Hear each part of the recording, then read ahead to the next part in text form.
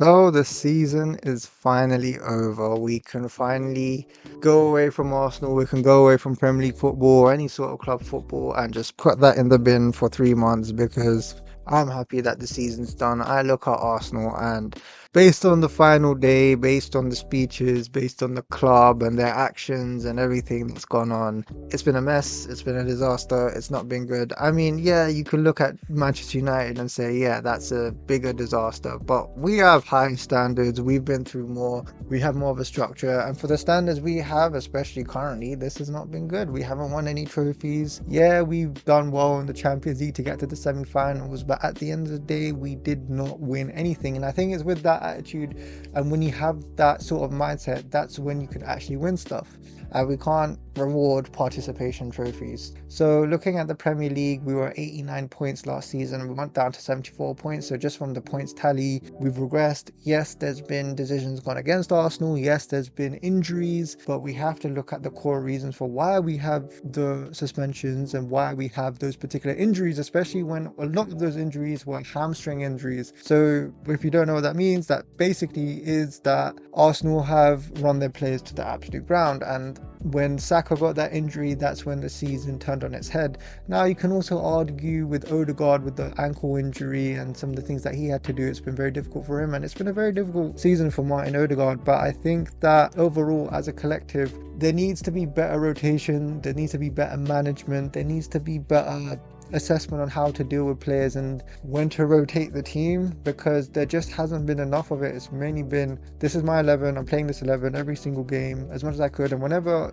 there is any opportunity to rotate the 11, it's never taken. And especially when Saka was playing against teams like Preston in the FA Cup or the Carabao Cup, you just think to yourself, why is he even being there? So it's honestly not been good from that point of view. And I recently read an article about Pep Guardiola potentially leaving if he doesn't have a smaller squad. Now, if that were me, and look, Pep Guardiola is one of the best managers of all time, but if I'm the owner of Manchester City, I'm just going to tell him, listen, mate, I'm going to give you all these players so you don't have any excuses. And that's what Arsenal need to do with Arteta. He needs to not have any excuses for next season. But just to go over like some of the players, I thought Raya is great that he's got his golden glove again this season. I think defensively we've not been as good. I think if we had Gabriel towards the end of this season, I think maybe things could have been a little bit better, or things may have gone on our way a little bit more. But I think Kirill has really stood up. I think he's really played very, very well, especially for the expectations that a lot of people had of him. And it's going to be interesting to see what happens in the summer, whether we keep him as a backup or whether he leaves. But either way,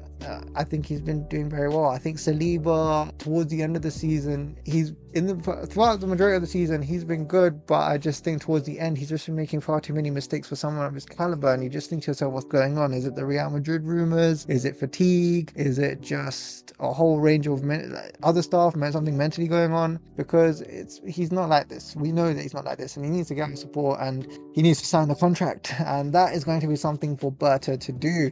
Now, if we were to look at the season, 14 draws, I think it was 20 plus points from winning positions that Arsenal dropped. It's not been good from those two angles. Draws, yes, I get it. You still get a point, but if you didn't have those draws and you were able to turn 5 of those games into wins, 6 of those games into wins, what would we be saying about the season? Now look, with Liverpool, they won the league probably like a month or so ago, and they're on 83 points, 84 points or something like that. So I think if there was more of a title race, Liverpool would have had probably a higher points rally. But I can only look at Arsenal, I can only see what they're doing, and I just think that we just let a lot of teams off the hook. I mean, Manchester City, they're going to come back next season. Liverpool, they're going to want to try and get back to back. I think Chelsea are going to improve. I think other teams are going to try and do stuff in the transfer market, whether it's the Newcastles or the Aston Villas. So it's more on the case of what Arsenal are going to do in the transfer window and what Arsenal are going to do in the summer to improve. Now, if we're just looking at the season, and if we're just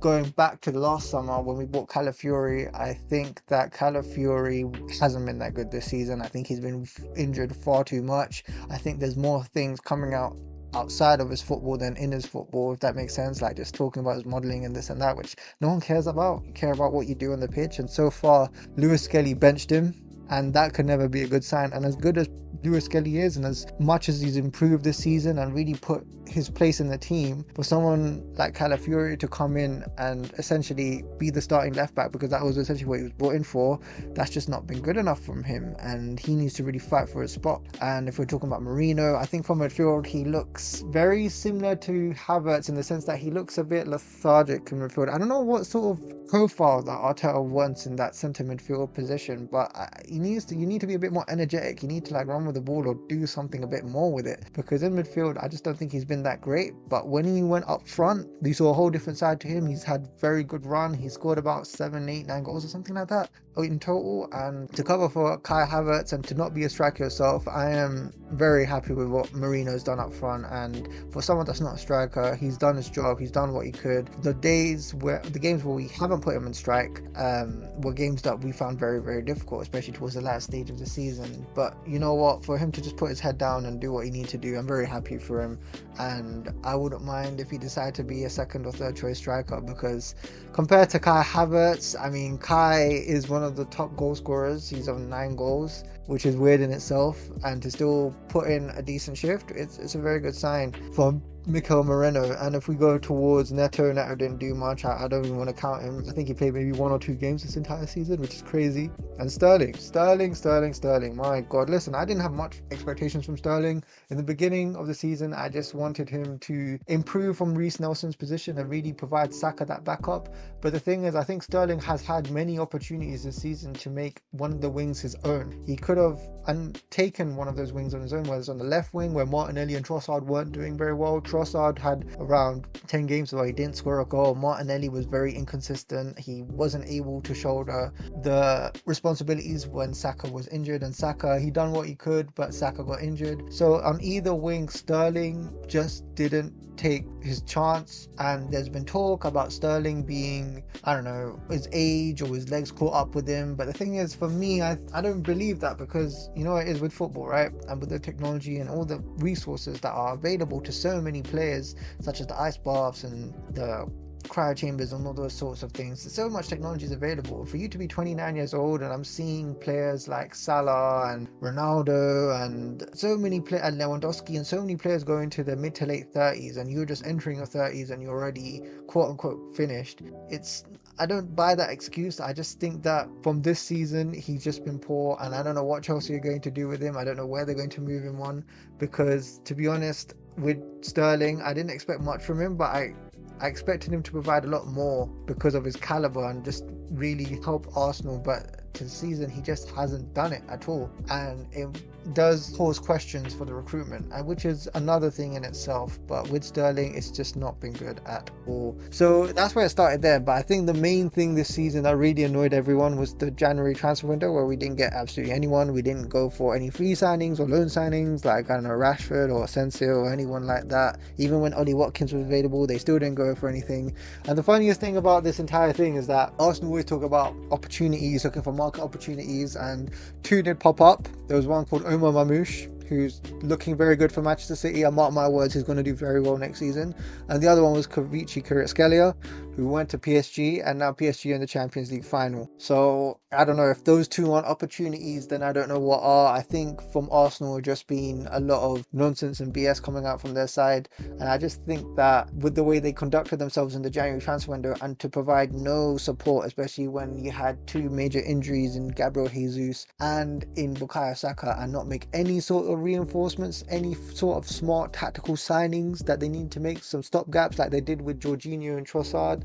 I think overall as a club it's been very, very embarrassing, and it's just not been good. And that is the reason why Arsenal got themselves in the position they are in. They got to the semi-finals of the Champions League. Imagine if what a signing could have done, how would that have helped with the burden, and how would that helped with the team. But the funny thing is that with Mikel Arteta, even with some of the signings he's made, like for example with Sterling, he barely utilized him, and when he did try to utilize him, it hasn't worked. So that's why you have to judge the recruitment and say, why are you rotating certain players enough, and why are you getting in the right sort of player into the team? It can't be that difficult. And why is it that Arsenal's recruitment has just been poor? Essentially, what's happened to the scouting network? They really need to rebuild on those sort of things, and I just think that this window is going to be very interesting in itself. And That's just the way I see it. Now, with Liverpool, congratulations to them. In terms of the other domestic trophies, Newcastle semi-finals, the way Havertz and Isak were playing, you just can compare them and you know who got the better striker out of that deal back in 2023 or 2024 essentially. And it just makes you think, what if Arsenal had Isak? And I think that's just going to be a dream now. But overall, this season has been poor in terms of progress. I think this is one of the seasons where a lot of Arsenal fans can look back and say, yeah, this is a forgettable season. We're not looking at this at all. There were some big wins against Real Madrid. To beat them twice, home and away, it was remarkable. But when you beat a team like that, you need to essentially capture the moment, capture the opportunity. And when you beat Real Madrid, in my opinion, you should be the favourites to win the Champions League, and for Arsenal not to beat PSG at home or away, it's just not been good in those two games. And I just think that there needed to be more risks taken from certain players. I think certain players need to shoot more. For example, Martin Odegaard from my side. I think that the other players like Martinelli and Saka missed an open one-on-one, or sorry, an open goal. And it just makes you think, what if? Because there's no guarantee you'll get to the semi-finals next year. Anything can happen. Any team could come back, whether it's the Barcelonas, the Madrids, the Manchester Cities, Liverpools. Anything can happen. But credit to PSG, they're a good team. They got some really fantastic players. I really like Desiree Doué. I think he's going to be a world beater, honestly. And there's a lot of players that they have in their side, like Neves, and they got Dembele, who's been remarkable as well, and Barcola and these sorts of guys. So they look really good. And with the FA Cup, I think that's been the biggest downer in terms of trophies this season. With the way Manchester United have been, and to play at home and to go to penalties and to miss a penalty in the 90 minutes and to essentially miss so many chances and just not beat Manchester United at home, especially when you have a red card in your favour. I think that's one of the most embarrassing games of the season or over the last couple of years, and I think that game is going to stick with them for a long time. They're going to remember that game, and I think that for next season we need to treat some of the domestic trophies better, but as well as treating the domestic trophies properly, you still need to keep that energy that you have for the majors. Arsenal need to get a major trophy for next season. And if I have to end on something with this whole review, I think that Arsenal need to get a major trophy. And what I mean by major, I mean you need to get a Champions League or Premier League, because for 6 years, for you not to win anything and for making Arsenal fans wait for you to get certain things right, you need to win it. And especially I'm talking about Mikel Arteta. Some of the tactics that he's done this season have been very questionable. I'll be very honest with you. We've been very defensive and sometimes that's worked, but it's not been as entertaining. If we were winning, I'd understand, but this season we haven't won anything, so you're going to have to question it. I think that Martin Odegaard, and just in terms of instructions given to him, has let him down. He let himself down in certain cases, but I think the manager put him out to dry. I think in terms of the over-reliance on Saka, I think the rotations, and I think that just some of the management, in-game management, out-game management, in terms of the throw-ins in the PSG games, just the games where things count, there's been a lot of questionable issues. And